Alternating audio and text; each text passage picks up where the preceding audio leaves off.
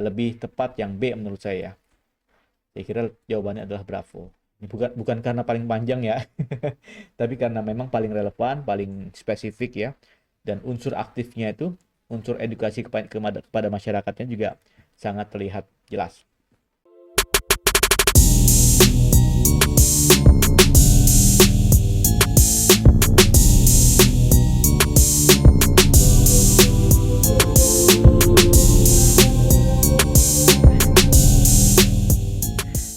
Halo Jones Jones yang berbahagia dimanapun Anda berada. Apa kabarnya? Assalamualaikum warahmatullahi wabarakatuh. Selamat datang kembali di channel Adil Smanatea. Sambil diseruput kopinya, sambil dimakan cemilannya Jones, kita bahas soal TKP lagi. Kali ini kita akan bahas soal TKP kategori anti radikalisme. Ya, seperti kita sudah ketahui sebelumnya bahwa menurut Permenpan 27 tahun 2021 ya terdapat 6 kategori ya TKP ya, yang sekarang kita akan bahas adalah anti radikalisme, dan di sini disebutkan bahwa tujuannya menjaring informasi dari individu tentang pengetahuan terhadap anti radikalisme, kecenderungan bersikap dan bertindak saat menanggapi stimulus dengan beberapa alternatif situasi. Oke, ini bisa jadi informasi clue awal kalian ya, untuk kalian catat ya, dalam supaya kita bisa lebih mudah untuk menganalisis jawaban atau opsi jawaban. Nah, sekarang langsung aja kita bahas tips dan triknya gimana cara cepat kita untuk meraih poin maksimal ya. Tapi sebelum itu pastikan kalian telah subscribe channel ini ya, terutama yang baru bergabung ya, supaya channel ini terus berkembang dan saya tetap semangat untuk terus memberikan tips dan trik lainnya kepada kalian. Oke, langsung aja. Untuk tidak berlama-lama lagi Jones, tips yang pertama, hindari redaksi yang nyeleneh. Ini sudah saya sampaikan sebelumnya ya. Redaksi nyeleneh ini redaksi yang kira-kira tidak patut kita pilih, tidak patut kita lakukan ya. Jadi kita coret saja ya, karena itu poinnya pasti kecil, sehingga menyisakan 2 atau 3 opsi jawaban yang poinnya paling besar. Nah, kalau sudah begitu kita tinggal memilih redaksi yang paling ideal, redaksi yang paling tepat dari 2 atau 3 opsi yang tersisa ya. Kira-kira gimana cara memilih paling ideal tersebut? Karena ini berkaitan dengan kategori anti radikalisme, maka yang kita pilih adalah opsi yang paling menolak paham radikal ya. Itu yang pertama. Kemudian yang kedua adalah opsi yang paling aktif ya, kita sebagai ASN gitu ya, paling aktif mendukung pemerintah tentang anti radikalisme ya, sosialisasi ya melalui media sosial dan seterusnya, kita aktif mendukung, mensosialisasikan anti radikalisme. Oke, biar nggak penasaran, langsung aja kita bahas soal yang pertama, Jones. Kita baca dulu. Anda baru saja menyaksikan video pada kanal YouTube Sekretariat Presiden. Di dalam video ini, Presiden Joko Widodo menyoroti sejumlah ancaman di ruang digital. Ya, ruang digital, ini clue-nya, poinnya ya. Mulai dari penyebaran hoax hingga radikalisme berbasis digital. Oke, digital lagi. Presiden meminta publik mengisi ruang digital dengan konten yang positif ya. Konten positif. Sebagai ASN, tindakan apa yang akan Anda lakukan? Oke. Ya, ini banyak sekali clue-nya, saya kira tidak terlalu sulit ya untuk memilih opsi jawaban. Ya, yang terpenting kita nanti pilih opsi jawaban yang paling ideal dan paling istilahnya relevan dengan redaksi dalam soal ini ya. Oke, pertama kita coret yang nyeleneh-nyeleneh, kalimat yang nyeleneh saya kira nggak ada ya, ini kalimatnya bagus-bagus semua. Jadi memang kita harus langsung memilih mana yang paling tepat. Kita bahas satu persatu. Opsi A, tetap aktif di media sosial ya, dan membentengi diri agar terhindar dari paham radikalisme. Oke, ini kita simpan dulu. Kalimatnya bagus. Kita bandingkan dengan yang B atau C ya. Kemudian kita beralih ke B. Lebih mawas diri, oke, dan turut membantu mengedukasi masyarakat. Nah, ini ada unsur aktifnya ya. Untuk mewaspadai radikalisme ya, berbasis digital. Nah, ini relevan dengan yang ini ya. Dengan soal ya, digital ya, ruang digital ya. Ini lagi relevan, dan mengisi ruang digital dengan konten yang positif. Nah, ini jelas nih, sangat relevan ya, sangat relevan dengan arahan presiden ya. Jadi yang B ini bagus sekali. Kalau dibandingkan dengan A, maka saya kira kita pilih yang B ya. Jadi yang itu kita coret. Poinnya saya pikir lebih besar yang B ya. Yang C, menghindari media sosial karena takut terpapar paham radikalisme. Nah, ini juga unsur menolak radikalismenya ada, tapi unsur aktif untuk mendukung pemerintah dalam mensosialisasikan anti radikalisme ini tidak ada ya. Jadi saya kira yang C ini kita coret. Yang D, fokus menjalankan tanggung jawab dan mendukung upaya pemerintah melawan radikalisme. Ini juga opsinya bagus, tapi dia cenderung apa ya kalau di sini dibandingkan yang B ya, dia hanya sifatnya umum ya, mendukung upaya pemerintah. Yang mendukung upaya pemerintah itu em, dengan apa gitu ya? Nah ini kan karena di sini nomor satu ini ada redaksi mengisi ruang digital dengan konten ya, makanya opsi D ini tidak begitu relevan dibandingkan opsi B ya. Jadi kita coret opsi D ya, dia hanya kalimat yang umum ya, sedangkan B lebih spesifik dan lebih relevan dengan redaksi soal. Yang E, menggelar diskusi dengan teman sesama ASN agar bisa deteksi dini jika ada teman yang terpapar. Ya, ini juga tidak relevan dengan soal ya. Soal kan sebutkan ruang digital, konten positif dan lain-lain ya. Jadi yang E ini tidak relevan, kita coret. Jadi opsi jawaban yang paling tepat dan paling tinggi skornya, opsinya apa poinnya saya kira opsi Bravo. Ya Jones ya. Jadi kira-kira seperti itu cara menganalisis jawabannya ya. Oke, kita lanjut ke nomor 2. Kita baca dulu. Anda tergabung dalam grup WhatsApp yang saat ini sedang ramai oleh isu yang mengarah ke ujaran kebencian pada etnis tertentu. Pada awalnya ada salah satu anggota grup yang membagikan pesan broadcast ke grup kemudian ditanggapi oleh sebagian besar anggota di grup WhatsApp-nya. Diawali dengan diskusi, kemudian berakhir dengan keluarnya hujatan pada etnis tertentu. Dalam situasi ini apa sikap Anda? Ya, ini saya kira sebagian dari kita pasti di antara grup-grup WA-nya gitu ya. Pasti ada yang tiba-tiba rame karena postingan seseorang gitu ya. Ya namanya juga bumbu-bumbu ini ya, bumbu-bumbu apa diskusi ya. Nah, ini kalau sudah seperti ini apa yang harus kita lakukan, sikap kita seperti apa gitu ya. Oke, kita coret dulu yang kira-kira apa nyeleneh-nyeleneh gitu ya. Oke, langsung keluar dari grup WhatsApp ini saya kira nggak usah ya. Ini cukup nyeleneh nih.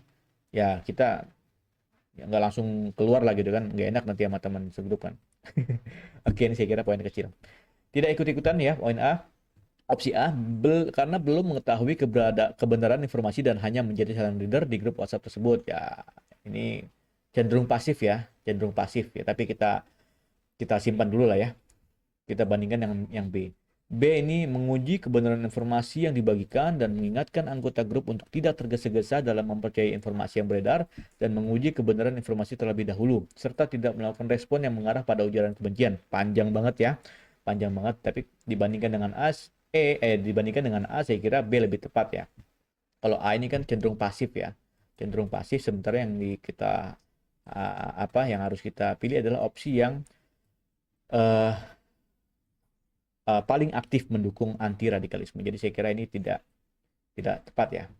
Coba kita bandingkan antara B dengan C. Tidak langsung percaya pada informasi yang di-share, betul, oke.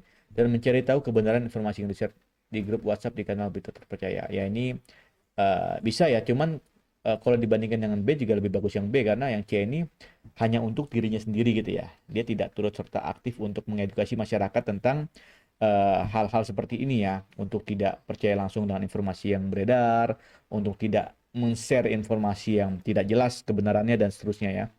Jadi yang C ini dibanding yang B juga lebih tepat yang B ya, yang C kita coret. Oke. Yang D, menguji kebenaran informasi yang dibagikan dan berusaha menggunakan cooling down agar pembahasan di grup tidak semakin panas. Ini juga saya kira bagus juga, cuman lebih apa ya, ya menguji kebenaran. Ya ini kita memang betul ya menguji kebenaran dan melakukan cooling down, ya.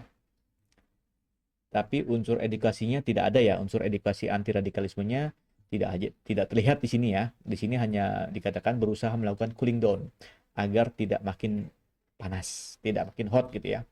Oke, jadi saya kira kalau dibandingkan dengan B juga lebih tepat yang B menurut saya. Saya kira jawabannya adalah Bravo. Ini bukan karena paling panjang ya, tapi karena memang paling relevan, paling spesifik ya.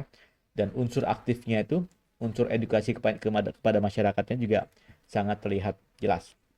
Oke, kita lanjut ke nomor 3. Sebagai seorang calon ASN, bagaimana Anda akan menyikapi isu radikalisme berkenaan dengan kekhawatiran adanya ekspansi ideologi transnasional radikal? Nah, ini terkait isu radikalisme ya, gimana sikap kita sebagai calon ASN.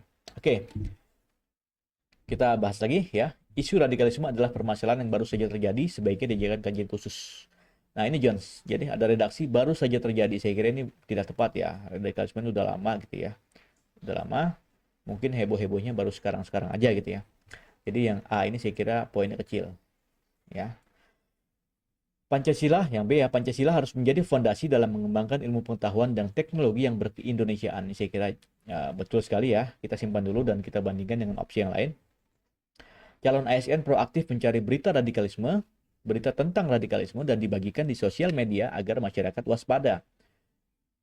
Mencari berita tentang radikalisme. Jadi ini ya tidak ya mencari berita kemudian dibagikan sosial media agar masyarakat waspada. Kalau niatnya sih memang udah bisa ya, bisa diterima. Cuman hal-hal seperti ini justru nanti bisa kontraproduktif. Artinya pelaku-pelaku radikalisme itu kan memang dalam melakukan aksinya katakanlah itu kan membuat menciptakan ketakutan ke masyarakat ya. Jadi kalau kita justru berita-berita kita cari kemudian kita bagikan, kita sebarkan di media sosial, walaupun niat kita agar masyarakat waspada, tapi nanti bisa kontraproduktif. Artinya masyarakat jadi takut gitu ya. Jadi takut, jadi makin parno gitu. Jadi saya kira opsi C ini kurang tepat ya. Poinnya saya kira tidak besar. Jadi kita coret aja. Ya, kemudian kita bandingkan yang D ya. B dengan yang D. Ideologi dan pemahaman radikalisme akan berkurang apabila masyarakat diberikan pendidikan tentang anti radikalisme secara menyeluruh. Ya, saya pikir betul ya. Diberikan pendidikan tentang anti radikalisme, tapi kata-kata secara menyeluruh ini yang menurut saya masih masih kurang menjadi dasar kita untuk memilih yang D. Karena apa? Ya secara menyeluruh ini kan apa yang dimaksud secara menyeluruh ya? Apakah ya ini nggak ada apa istilahnya, nggak ada definisi yang baku gitu ya. Apakah kita harus pendidikan dari SD sampai kuliah atau seperti apa gitu ya. Dan tentu saja ini berkaitan dengan cost juga ya, anggaran pemerintah yang saya kira kalau ini kan dipaksakan bisa cukup besar anggarannya ya. Jadi kalau menurut saya ini juga masih kurang dibanding yang B ya. Saya pikir lebih tepat yang B dibanding yang D ya. Tapi memang beda tipis ya, susah juga untuk dipilih. Oke.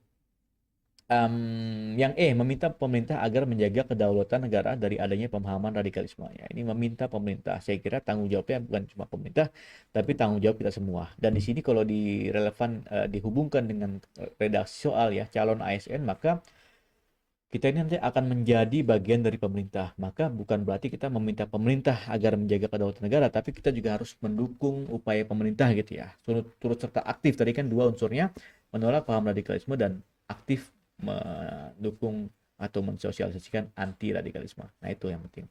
Jadi di sini tidak ada unsur aktifnya. Di sini hanya meminta pemerintah. Jadi saya kira ini kurang tepat ya Jones ya. Oke. Jadi sorry. Kok dicoret yang ini? Jadi antara B dan D ya, lebih beda-beda tipis ya. Nah, ini tipsnya Jones kalau misalkan kita menghadapi dilema seperti ini di mana ada dua opsi jawaban yang sangat sulit untuk kita pilih ya. Maka ya kita jangan lama-lama, langsung aja pilih salah satu jawabannya karena kan kita sudah yakin di antara dua itu adalah skor tertinggi ya, antara 4 dan 5. Ya udah, kita dapat 4 pun nggak masalah, yang penting kita tidak membuang-buang waktu. Ingat ya, kita hanya punya 100 menit untuk 110 soal, jadi kita harus hemat waktu. Jangan sampai kita terlalu asik dalam menganalisis, udah nggak ketemu-temu gitu ya, nggak ketemu-temu gitu kan, penasaran, masih berpikir lagi, tahu-tahu sudah 5 menit, 10 menit, kalian hilang waktunya hanya untuk memilih satu dan dua opsi dan dari satu soal. Jadi sayang banget. Jadi pilih saja salah satu ya, kalau misalkan di sini ya. Nah, ini kebetulan kalau saya sih menurut saya ini poin B lebih tepat dibanding opsi D ya.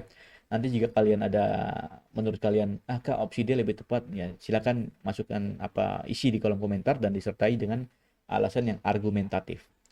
Oke John, saya kira itu yang bisa saya sampaikan buat kalian ya. Mudah-mudahan bermanfaat. Untuk teman-teman yang sudah lolos passing grade, selamat ya. Dan mudah-mudahan kalian bisa ikut tahap berikutnya yaitu SKB ya. Prepare dari sekarang supaya kalian bisa tembus di tahap SKB.